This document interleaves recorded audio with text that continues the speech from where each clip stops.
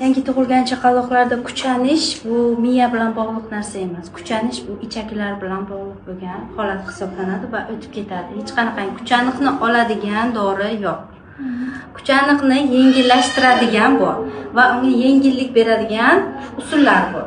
Bolani to'g'ri ko'tarish, qorinchasini soat strelkasi bo'yicha yengil uqalash, oyoqchalarni yengil LFK ya'ni gimnastika qildirish.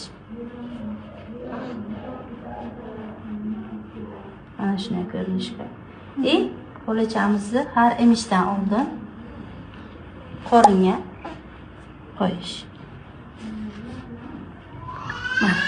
Juda ham chiroyli boshchasini tutibdi. 1 oylik bolachamiz, молодец. Har safar qoringa qo'yib olganingizda, bola qorin bilan nafas oladida, ichaklar tayyorlanib oladi. Sutni qabul qilishga tayyorlanib oladi. Sutni emgandan keyin ham sanchqilar kamroq bo'ladi. Va emgandan keyin обязательно men ko'rsatgandaqa Tigirna vetki degan usul mana shunaqasiga bolachamizni ko'taramiz. Kirib oladi, gaziklar biza chiqarib oladi, hech qanaqa naguzka tushmaydi. Mana shu usullar kuchanni kamaytirishga yordam beradi.